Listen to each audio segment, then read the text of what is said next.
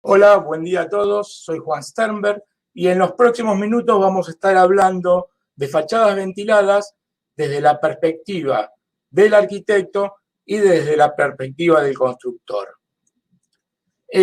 La primera imagen que ustedes tienen en pantalla es precisamente la fachada del Malva, la fachada que mira hacia el norte, que es la Plaza Perú. El Malva es una obra terminada en el año 2001 y es una obra del estudio Atelman, Furcade y Tapia.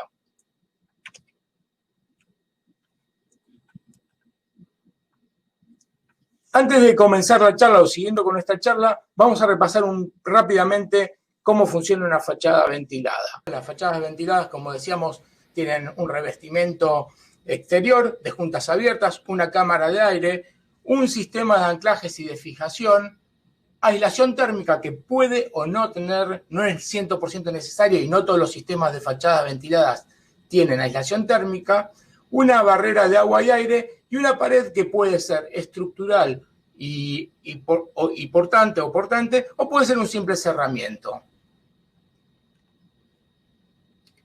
Quiero que presten atención rápidamente a esta imagen. Estamos viendo un edificio simple en altura y estamos viendo cómo la acción del agua impacta sobre el edificio. El viento está haciendo una carga sobre la fachada, sobre una de las fachadas y genera un efecto de succión sobre la cara opuesta. Quiero que recuerden ese concepto porque vamos a volver a esto en unos minutos. Pero básicamente, otra cosa importante que quiero que recuerden es que la fachada no se humedece de una forma uniforme, no se humedece de una forma homogénea. Básicamente, cuando nos arrimamos a los bordes de la cara, el edificio se va humedeciendo de una forma despareja, vuelvo a decir, con más densidad sobre los bordes y el perímetro del edificio y menos densidad en la parte central. Una de las cosas interesantes de la fachada ventilada es que nos permite tener una protección hidrófuga, una aislación térmica y mejora la aislación acústica dentro de un mismo sistema. Del 100% del agua que impacta sobre una fachada ventilada, el 95% escapa sobre el revestimiento del muro exterior. Acordémonos que es una fachada de juntas abiertas, con lo cual 5,1% está entrando en la cara, se desplaza sobre la cara posterior del revestimiento y el 0,4% se evapora. La cámara ventilada es un sistema que naturalmente nos permite tener una mejor aislación térmica. La radiación solar se refleja en la fachada ventilada, parte es absorbida por el material de del mismo revestimiento. Por convección se pasa desde la cámara de aire hacia el interior del edificio, pero los ahorros energéticos son muy considerables. La cara exterior del edificio también nos está sirviendo como una membrana que amortigua la onda sonora, con lo cual automáticamente el sistema nos da muchísimas ventajas con respecto a la aislación acústica. Los revestimientos o la envolvente del edificio. En el caso del Malva, que es un edificio que varias veces se ha comentado durante esta conferencia, es de piedra Iura. Cuando un arquitecto, me voy a poner ahora el sombrero del arquitecto, cuando un arquitecto toma la decisión qué material voy a elegir para mi revestimiento, una de las consideraciones que va a tener seguro es la imagen que quiero tener del edificio, cómo quiero que este edificio luzca.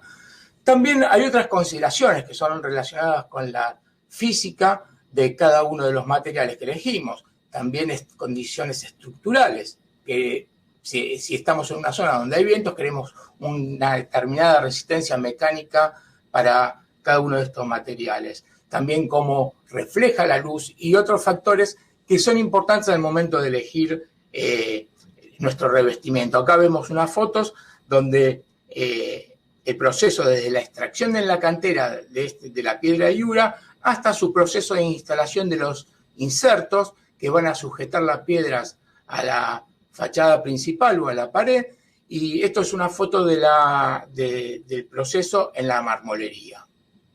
Pero dijimos, piedra, los materiales pueden ser muy variados. Los materiales pueden ser extruidos de aluminio, revestimientos de cobre, madera. Y quiero hacer hincapié en esta imagen que tenemos en el ángulo inferior izquierdo de la pantalla, porque siempre pensamos en materiales, o hemos visto muchas veces materiales muy sofisticados, materiales que son caros, que por ahí a veces no están disponibles fácilmente en el mercado. Pero una fachada ventilada funciona también con esos materiales altamente sofisticados o con materiales muy simples, materiales muy humildes, como una chapa corrugada, una chapa cincada. La fachada ventilada funciona exactamente igual y los resultados son muy similares. De nuevo, materiales como el titanio, muy sofisticados, materiales como el acero inoxidable, caros y sofisticados, pero también tenemos este ejemplo que es una escuela que estamos haciendo en este momento en la oficina, y básicamente paneles de cemento, de nuevo chapa corrugada negra, distintos revestimientos de madera, todo es aplicable y muchos de estos materiales funcionan. Otro de las consideraciones, una cosa interesante de las fachadas ventiladas, es que funcionan muy bien y son muy adaptables para, en el caso de que por alguna decisión de diseño, optemos por ir con paneles fotovoltaicos. Es como un sistema que funcionan juntos de una manera natural. Esta es una obra que hicimos hará unos 10 años, es un caso distinto de fachadas ventiladas, pero es una fachada ventilada, que es el muro trombe. El muro trombe lo que hace, y una de las características, es que toma el aire por la parte interior y el aire que normalmente fluiría por el interior de la cámara de la fachada es usado para calefaccionar el edificio o para ventilar el edificio. No voy a abundar demasiado, estamos un poco justos con el tiempo, pero básicamente el concepto es que con una serie de dampers y clapetas que se ven en el ángulo superior derecho de la pantalla, se generan distintos ciclos para utilizar y calefaccionar este edificio. Este edificio está en Ontario, en Canadá. Y una cosa importante es que este es un edificio muy sencillo, no solamente porque la tecnología de fachadas ventiladas, una de las cosas también que la caracteriza es que no tan solo se puede usar para museos, edificios institucionales, hospitales, edificios de oficina, vivienda, propiedad horizontal, etcétera, etcétera, pero también edificios muy modestos, como esto, que es un galpón. Es básicamente un edificio industrial que pretende, el objetivo es el máximo ahorro energético posible y disminuir las necesidades de equipos de acondicionamiento. El agua va a querer entrar en nuestro edificio a través de las juntas y hay distintas formas de armar las juntas entre los paneles de la fachada. Básicamente voy a nombrar rápidamente que el agua va a tratar de entrar a nuestro edificio por tensión superficial, por la acción del viento, por capilaridad y por capilaridad. Básicamente en el esquema de la izquierda están viendo una solución incorrecta hacia los problemas de tensión superficial, y en el gráfico de la derecha cómo ese problema tiene una solución. De nuevo, volviéndole al Malva, tenemos un sistema de juntas abiertas de aproximadamente unos 8 milímetros de espesor. Le estoy hablando ahora, me pongo el sombrero nuevamente del arquitecto y les cuento, el diseño de estas juntas no hay que pensarlo solamente en los elementos coplanares, es decir, no es solamente cuando estamos en un paramento vertical. Hay que prestar atención y tener especial cuidado cuando nos arrimamos a las esquinas, cuando nos encontramos con un elemento vertical que luego se va a unir a un cielo raso o a un elemento horizontal.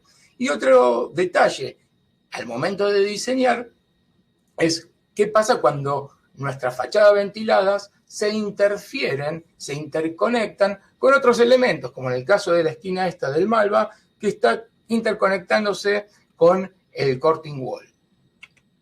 De nuevo, cada vez que nosotros tenemos una junta, por ejemplo, contra las ventanas y puertas, requiere que el arquitecto preste atención porque en estos puntos es donde el agua que viene colectándose en las partes superiores o viene juntándose desde arriba va a querer escapar. Entonces el diseño de juntas cuando llegamos a aperturas es crítico. Se ha hablado mucho durante esta conferencia de los sistemas de anclaje y de fijación. En el caso de Malva son sistemas ocultos. Como dos grandes familias, yo diría que hay sistemas ocultos y sistemas que son expuestos. Me pongo el casco del arquitecto, del constructor ahora por unos minutos. ¿Y qué es importante? El replanteo exacto de las posiciones donde los insertos van a estar. Generalmente es una información que viene dada por los planos de los arquitectos, pero en la obra el replanteo exacto de la ubicación de estos anclajes va a determinar su correcta instalación. Y la otra cosa es la inspección previa a la instalación de anclajes de las superficies que va, la subestructura sobre la cual nosotros vamos a amurar. Distintos sistemas de anclajes, hay muy sofisticados, como distintos tipos de perfiles C, perfiles Z, que tenemos acá para colgar las piedras, y cada vez es importante pensar que para cada uno de los revestimientos y terminaciones de la fachada, hay uno que le es más apropiado. Y es importante que el arquitecto coordine y esté en contacto constante con el proveedor del revestimiento para diseñar acuerdo al material que están eligiendo. Acá tenemos un ejemplo en el ángulo inferior derecho de un sistema expuesto. De nuevo, distintos sistemas, perfiles L, perfiles T, y esta es las grapas que se usaron para el sistema del Malva. Básicamente, una de las cosas interesantes de esta grapa en particular es que permite el desplazamiento en dirección horizontal, en dirección vertical y en profundidad. Para los constructores, un segundo me vuelvo a poner el sombrero del constructor, el sistema de fachadas ventiladas, al estar desplazado de la estructura del edificio, permite la corrección de pequeños errores en la ejecución o pequeños desplomes, pequeñas imperfecciones en la ejecución de obra. Y eso es interesante, porque es común encontrar desplomes de aproximadamente 3 centímetros, 2 centímetros, aquí y allá. Entonces, la fachada ventilada nos da solución. Pero acá voy a detenerme un segundito, porque nosotros estuvimos hablando de sistemas súper sofisticados, de grapas de acero inoxidable, grapas de aluminio, prepintadas con epoxi, hierros galvanizados, todos sistemas que no están disponibles fácilmente a veces en el mercado. Pero una fachada ventilada también funciona y es perfectamente aceptable si se coloca tan simple como esta vivienda unifamiliar, donde simplemente unos listones de madera colocados sobre la barrera de aire hacen el perfecto efecto de generar la cámara y con la terminación y el acabado que a nosotros nos guste, en este caso un revestimiento de madera colocado en forma de tejuelas que permita que el aire fluya. De nuevo, quiero decir, y lo voy a tratar de enfatizar varias veces durante nuestra charla, es que se puede usar una tecnología sencilla, es aplicable a proyectos muy modestos y siempre sigue teniendo la misma eficacia. Una de las primeras imágenes que les mostré era de un edificio al cual el viento generaba succión. Para contrarrestar el efecto de succión del viento, tenemos que generar compartimentación de la cámara. Las cámaras de aire compartimentadas nos dan esa respuesta. ¿Dónde va a ser más común que las tengamos que usar? Bueno, probablemente cuando estamos llegando a la esquina del edificio y cuando estamos más cerca de la cornisa del edificio, cuando estamos más cerca del parapeto del edificio. Las cámaras pueden ser tan chicas como de 1 metro por 1,20 m o pueden ser más extensas llegando hasta 10 metros. Esto depende de nuevo de qué nos está recomendando el asesor de fachadas para, contrarrestar la acción de la succión del viento. ¿Cómo se puede materializar? Dijimos, perfiles metálicos, babetas de cinguería, barretas de acero, acero inoxidable, etcétera, etcétera. Todas tienen un impacto estético que tienen que ser considerados al momento de diseñar. Esto de nuevo, un caso particular, y es interesante mencionarlo, y me voy a enganchar un poco con la conversación anterior que Sigor había tenido.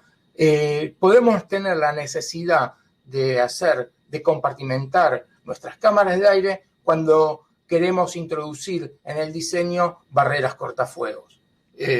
No voy a hablar mucho porque Sigor dio una conferencia que fue realmente muy buena al respecto.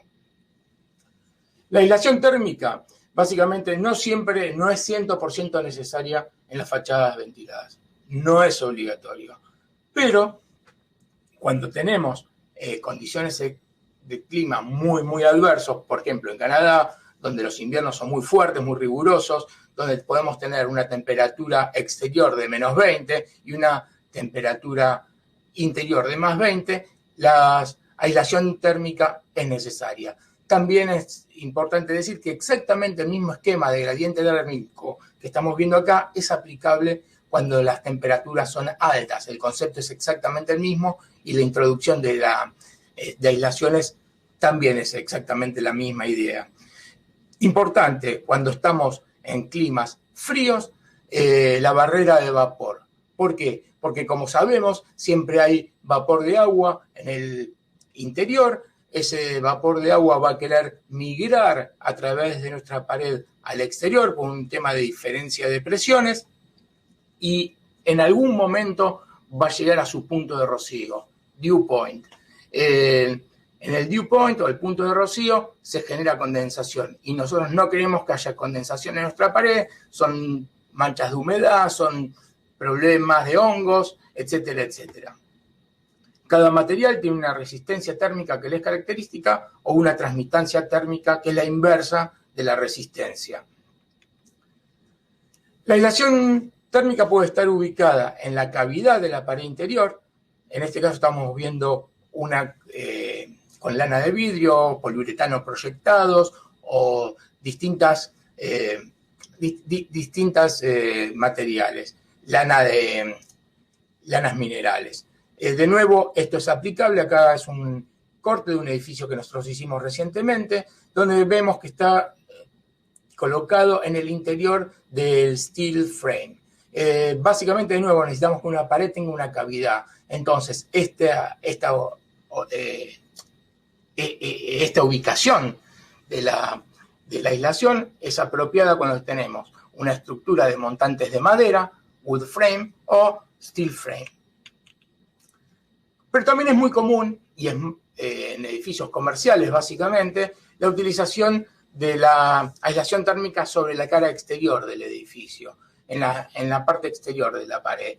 De nuevo, ahí me pongo de nuevo el casco del constructor, cuando estamos pensando en las paredes exteriores, pensemos en paneles rígidos, son mucho más fáciles de colocar. Y la otra cosa importante es que debemos cuidar que estos paneles no tengan puentes térmicos, porque toda la inversión y todo el gasto y todo el esfuerzo se pierde en cada uno de esos puntos donde el calor o el frío se transmite a través de la aislación térmica. Este ejemplo que tenemos en el lado izquierdo de la pantalla es un corte de un edificio que lo traje a colación precisamente porque es muy similar al Malva. Básicamente la diferencia es que sí tiene aislación térmica en la cámara y está compuesto de una pared de bloques cementicios, una membrana de aire y agua y aislación térmica, cámara de aire y piedra. La barrera de agua y aire, esta es una foto del Malva, una vez más, la fachada norte, como les dije, me voy a referir varias veces y me voy a volver sobre este tema durante el transcurso de esta charla, pero una cosa importante es que el edificio tiene que ser estanco. No podemos tener un edificio que permite el paso del aire a través de sus paredes, no podemos tener un edificio que permite el paso del agua. En el caso del Malva se usó un sistema de membranas líquidas. Las membranas líquidas En general son emulsiones de polímeros acrílicos, siliconas de base acuosa, y es uno de los sistemas más comúnmente usados. Una cosa muy importante de mencionar es que la ubicación de la barrera de aire y agua puede variar. El uso más común son las imágenes que estamos viendo acá, siempre aplicadas sobre la pared del edificio.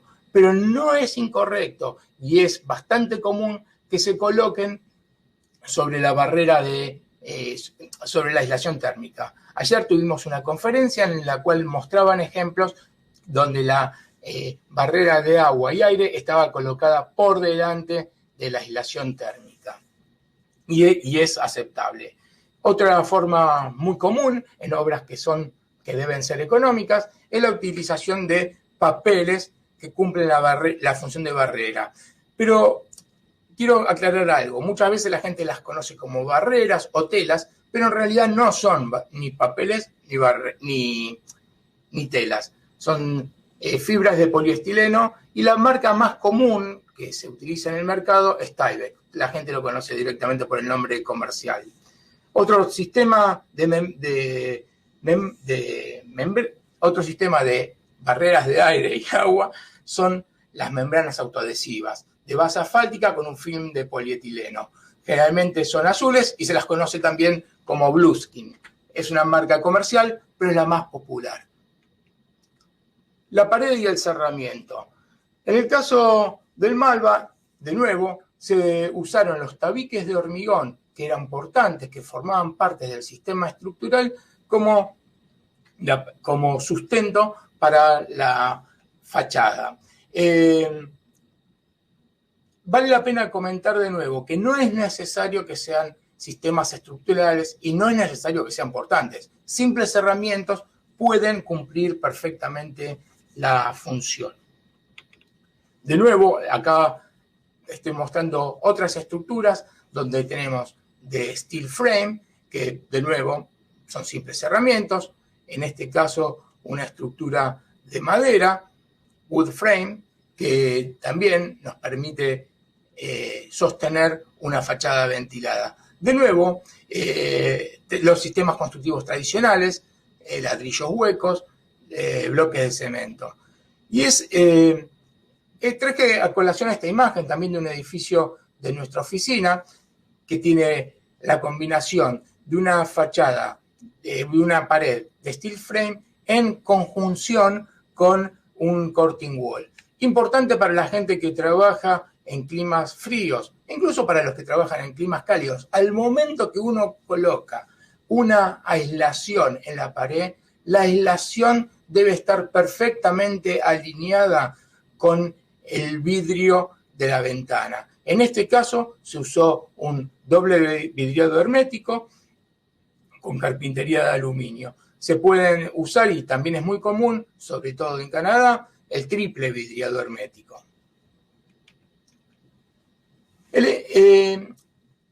Elegí esta imagen, que es básicamente una axonométrica, para hablar de la complejidad y los puntos críticos del diseño de la fachada ventilada. Porque cada uno de los elementos que estuvimos nombrando y que casi lo estaba mencionando en forma separados, y muchas veces escuchamos conferencias de cada uno de ellos en forma individual, interactúan de una manera muy cercana. Lo que está sucediendo, la elección que nosotros hagamos al momento de elegir el revestimiento de nuestra fachada, sea un panel de aluminio, sea piedra, sea madera, tiene un correlato, tiene una implicancia en el sistema de anclaje. Básicamente los puntos críticos son, de nuevo, los puntos críticos en el diseño de la fachada ventilada, y de nuevo había dicho que básicamente cómo estos sistemas interactúan entre sí. Los puntos críticos son llegando a las esquinas de los edificios, llegando al paramento superior del edificio, cuando estamos cerca de las ventanas del edificio Y cuando nos encontramos en presencia de balcones, cuando estamos en presencia de cornisas o cuando simplemente un techo se está entrando dentro de nuestro sistema. Básicamente, cada vez que tenemos una interpenetración o algo que corta la continuidad de nuestra fachada, de nuestra cámara de aire y corta la continuidad de nuestra aislación hidrófuga, es un punto que debe ser diseñado. Y como vemos, empieza desde la parte superior del edificio con los encuentros horizontales, con las ventanas, y una cosa, un elemento crítico es el diseño de la salida del agua, porque el agua que venimos colectando desde arriba tiene que ser escurrida y tiene que ser mandada al exterior. Me pongo el sombrero del constructor. Mi recomendación es: preparen mockups, hagan ejemplos, generen, testeen la fachada que van a utilizar. Es mucho más sencillo y es mucho más válido y es mucho más interesante resolver un problema de diseño previo a la ejecución que tener que ir a resolverlo en el piso 25 de un edificio. Es mucho más costoso. Por último, asumiendo que las fachadas ventiladas, que no es así, quiero decir, asumiendo que pudieran llegar a tener un costo premium, tenemos que pensar esto en términos de ingeniería de valor. Si uno pone el costo de la fachada ventilada y lo compara con los ahorros energéticos, que como mínimo van a ser del 20%, lo que implica que nuestras máquinas enfriadoras de aire, nuestros chillers, nuestras máquinas manejadoras de aire reduzcan en tamaño, con lo cual reducen la carga estructural del edificio, eso genera automáticamente economías en la obra. Entonces, como contrapeso al costo inicial, tenemos que considerar los ahorros que se producen en las instalaciones eléctricas, en las instalaciones termomecánicas y en la estructura del edificio. Y por último, quería simplemente decir que durante los últimos, yo diría, 40 años, la tecnología de fachadas es el subsistema del edificio que más ha evolucionado, que más ha cambiado. Los cambios fueron drásticos desde el momento desde que yo me gradué hasta estos días. Pero nosotros, los arquitectos y los constructores, somos los hacedores y somos los protagonistas de este cambio. Quiero agradecer a Bill Marshall por la gentileza de haberme invitado a este evento, a Alfredo Tapia, que gentilmente me facilitó muchas imágenes de las que hemos visto del Malva, y una vez más a todos los organizadores.